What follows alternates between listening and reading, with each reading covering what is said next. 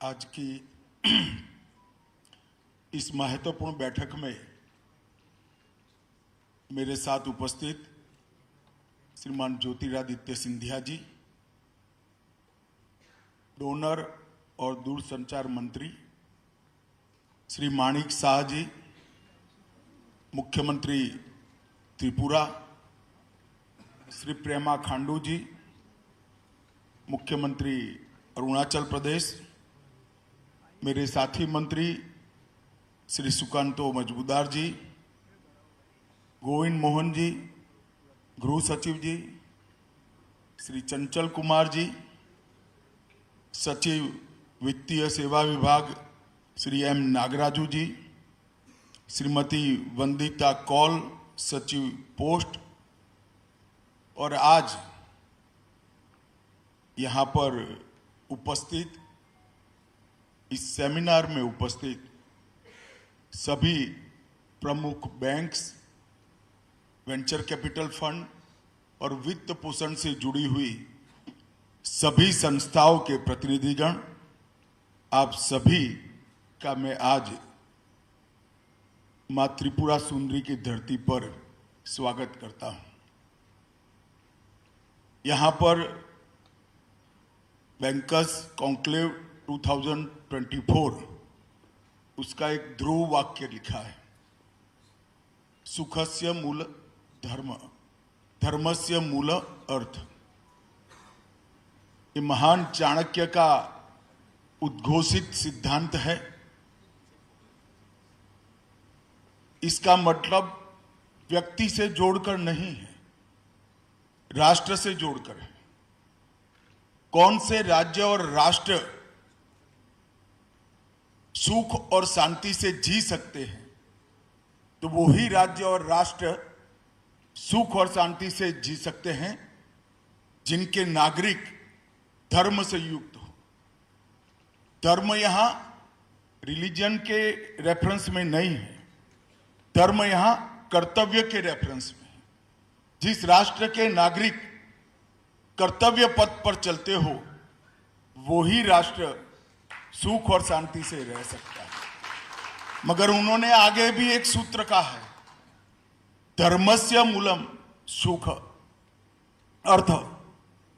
तो किस राष्ट्र के नागरिक कर्तव्य पथ पर चल सकते हैं, तो उन्होंने कहा है वही राज्य पर चल सकते हैं जो सुख और धन से संपन्न हो, उन पर आर्थिक कोई आपत्ति न हो। तो एक प्रकार से हर एक राष्ट्र और राज्य की बेसिक जरूरियात है कि उसका हर नागरिक अर्थ से संपन्न हो और अपना जीवन यापन शांति से कर सकता हो। ये चाणक्य का सूत्र, चाणक्य के अर्थशास्त्र एक है। और आज यहां पर हमसे बड़े भूभाग नॉर्थ ईस्ट, जिसकी संभावनाओं में हम एक्सप्लोर करने में बहुत लेट हो गए हैं, आर्थिक रूप से संपन्न बनने की चिंता के लिए। अभी सिंधिया जी ने बताया नंबर की अर्थव्यवस्था बन गया।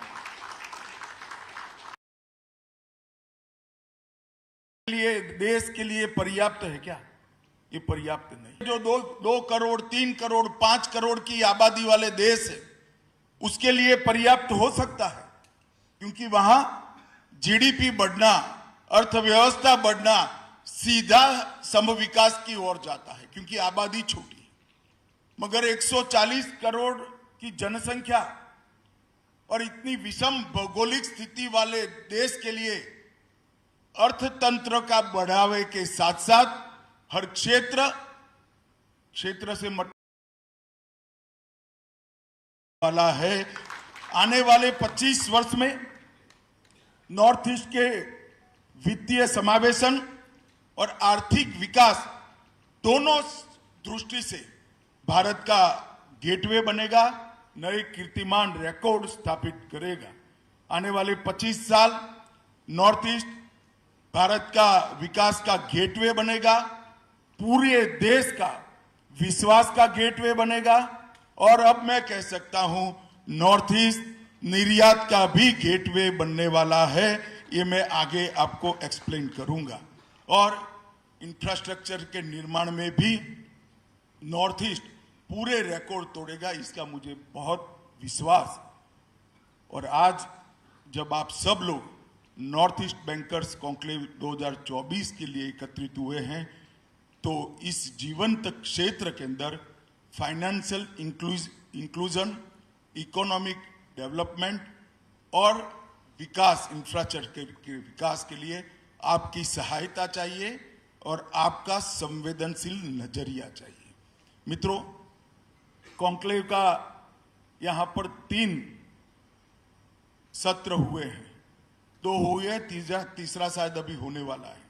फाइनेंशियल इंक्लूजन पर आपने एक सत्र किया, कृषि और एमएसएमई के क्षेत्रों पर ऋण देने के लिए किया, और तीसरा क्षेत्र की डिजिटल बैंकिंग इकोसिस्टम को इंप्रूव करने के लिए आप सत्र करेंगे। परंतु मैं आज यहाँ पर आपको कहना चाहता हूँ, बैंकिंग सेक्रेटरी भी यहाँ पर उपस्थित है, रिजर्व बैंक के भी लोग उपस्थित है और देश की सभी प्रमुख बैंक के प्रतिनिधि भी हैं। क्या नॉर्थ ईस्ट के अंदर फाइनेंस के लिए, किसी भी प्रकार का फाइनेंस हो, इंफ्रास्ट्रक्चर का हो, एग्रीकल्चर का हो, एमएसएमई का हो या पर्सनल लोन का, इसके लिए पैरामीटर्स आपने जो बनाए हैं, रिजर्व बैंक ने गाइडलाइन बनाई है, नाबार्ड ने जो गाइडलाइन बनाई है, वो पूरे देश की गाइडलाइन, वही गाइडलाइन नॉर्थ ईस्ट की होनी चाहिए क्या? कैसे कर सकते हैं? नॉर्थ ईस्ट की और पूरे देश की गाइडलाइन एक नहीं हो सकती। जरूरियात है नॉर्थ ईस्ट के लिए अलग पैरामीटर्स के साथ फाइनेंस की गाइडलाइन। और मैं आज कहना चाहता हूं, सेक्रेटरी बैंकिंग, पीआई और एसबीआई की ये जिम्मेदारी है कि एक अच्छे दृष्टिकोण के साथ जो नॉर्थ ईस्ट की अभी की कैपेसिटी है, उसको दृष्टिगत रखते हुए एक विशिष्ट प्रकार की गाइडलाइन फाइनेंस के लिए, नॉर्थ ईस्ट के लिए अलग बनाई है। यहां बहुत बड़ा पोटेंशियल पड़ा है और मैं आज आपको बताना चाहता हूं, नॉर्थ ईस्ट हमारे देश का एक्सपोर्ट का गेटवे बनने वाला है। कुछ साल पहले बांग्लादेश और भारत के एनक्लेव्स चेंज कर लिए गए। उस वक्त आजादी के बाद भारत का कुछ हिस्सा बांग्लादेश के अंदर था, बांग्लादेश का कुछ हिस्सा भारत के अंदर था। इसके चलते इंफ्रास्ट्रक्चर के बनाने में और रख रखाव में बड़ी दिक्कत आती थी। मोदी जी ने पहल कर कर आजादी के 75 साल बाद संविधान को सुधार कर बांग्लादेश से वार्ता कर कर बांग्लादेश और भारत के एनक्लेव्स का एक्सचेंज का काम किया। इसके कारण आज हमारे वाटरवेज चिटगोंग के साथ जुड़ चुके हैं और चिटगोंग की बंदरगाह पूरे नॉर्थ ईस्ट से अपना उत्पाद दुनिया के साथ भेजने के लिए आज खुली पड़ी है। और इसके कारण पहले जो एक प्रकार की एनोमली बनी थी, यहाँ आबादी कम है, भूभाग ज्यादा है, आबादी कम है तो कंजम्पशन कम है, कंजम्पशन कम है तो मैन्युफैक्चरिंग एक सीमित मात्रा में ही होता है, क्योंकि देश के बाकी भूभाग में भेजोगे तो ट्रांसपोर्टेशन कॉस्ट 12 to 15% आ जाती थी और दुनिया में भी नहीं भेज सकते थे क्योंकि एक भी बंदरगाह नहीं। आज आप नॉर्थ ईस्ट में कुछ भी उत्पादन करो, दुनिया भर का बाजार चिटगोंग बंदरगाह के थ्रू आपके लिए खुला है। ये हमें पूरी इकोसिस्टम को जानकर आगे बढ़ना पड़ेगा और इसके कारण मैन्युफैक्चरिंग में बांग्लादेश का पोटेंशियल बहुत बढ़ चुका है। यहाँ सस्ती बिजली है, सस्ता मैन पावर भी उपलब्ध है और अब एजुकेशन के सारे मायने भी यहाँ पर बदल चुके हैं। एक दृष्टि से सबसे ल्यूक्रेटिव स्थान मैन्युफैक्चरिंग के लिए अपना नॉर्थ ईस्ट बनने वाला है। मित्रों, जब मैं आज यहाँ आया हूँ तब इतना कहना चाहता हूँ कि 10 साल के अंदर नॉर्थ ईस्ट को आर्थिक रूप से पूर्ण विकास के लिए कनेक्टिविटी की क्रांति लगभग पूरी हो चुकी है। स्थानीय संसाधनों का उपयोग कर सारे संसाधनों का समुचित उपाय हो, इसके लिए भी बहुत अच्छे प्रोग्राम्स बन चुके हैं। सशक्तिकरण और समावेशी विकास की कई सारी योजनाएं आगे बढ़ी हैं और शांति और स्थिरता भी आई। नॉर्थ ईस्ट को मोदी जी ने इमोशनल, इकोनॉमी और इकोलॉजी, ये तीनों दृष्टि से सक्षम बनाने का काम नरेंद्र मोदी जी ने किया है।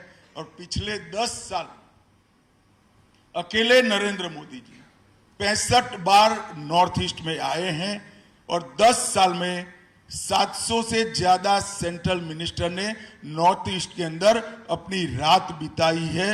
ये बताता है कि भारत सरकार का फोकस क्या है। मित्रों, बैंकिंग के अंदर भारत में ढेर सारे रिवॉल्यूशन 10 साल के अंदर आए। सफल इंसॉल्वेंसी कानून बनाया, मुद्रा लोन, स्वनिधि लोन और 10 वर्ष में 10 लाख करोड़ की बेड रिकवरी को पूरा करने का काम भारत की बैंकों ने किया है। 10 पब्लिक सेक्टर बैंक का 4 पब्लिक सेक्टर बैंक में विलय हमने किया और लगभग जो हमारे पब्लिक सेक्टर बैंक घाटा करते थे 23-24 में 1.5 लाख करोड़ का मुनाफा हमारे पब्लिक सेक्टर बैंक ने किया है और एनपीए 2.8% से नीचे पहुंचा। ये सब तो हो गया, बैंक सक्षम हो गए। अब मेरा मूल सवाल है, जो सक्षम है उसने रिस्क उठाकर फ्यूचर बिजनेस के लिए इन्वेस्ट करना चाहिए या नहीं करना चाहिए। फ्यूचर बिजनेस के लिए इन्वेस्ट करना है तो आपके पास नॉर्थ ईस्ट के अलावे कोई डेस्टिनेशन नहीं है, क्योंकि सिंधिया जी कह रहे हैं कि 10% 12% ग्रोथ है। मैं फ्यूचरिस्टिक दृष्टि से कहने वाला हूं, अगले 10 साल तक एवरेज 20% ग्रोथ से नॉर्थ ईस्ट का विकास होने वाला है। मेरी बात आप मान, ये फ्यूचर बिजनेस को ध्यान में रखकर थोड़ा रिस्क आपको उठाना चाहिए। इसका मतलब है आपकी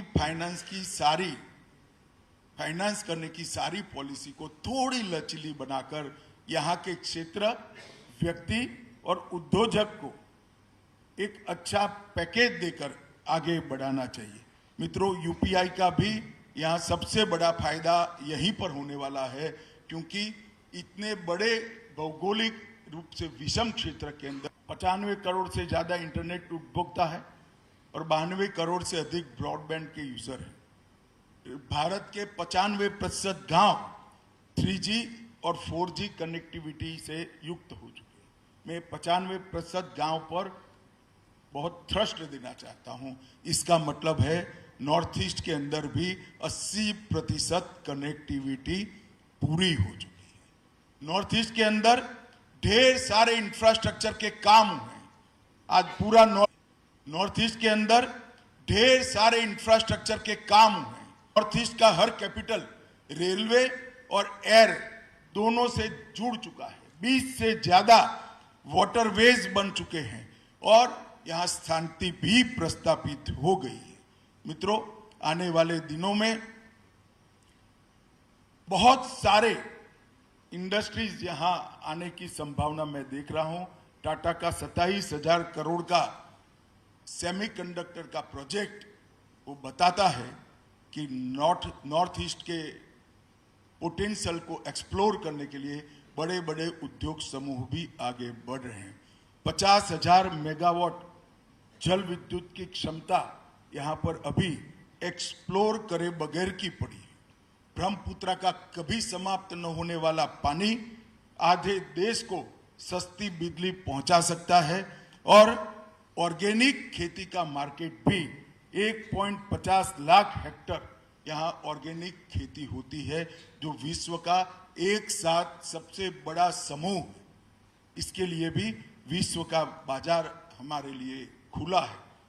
आगे बैंक ब्रांच की डेंसिटी हमें बढ़ानी पड़ेगी, एटीएम बढ़ाने पड़ेंगे, 1 ब्रांच और 2 ब्रांच डिस्ट्रिक्ट को आइडेंटिफाई कर उसको बैंकिंग सेवाओं से लैस करना पड़ेगा।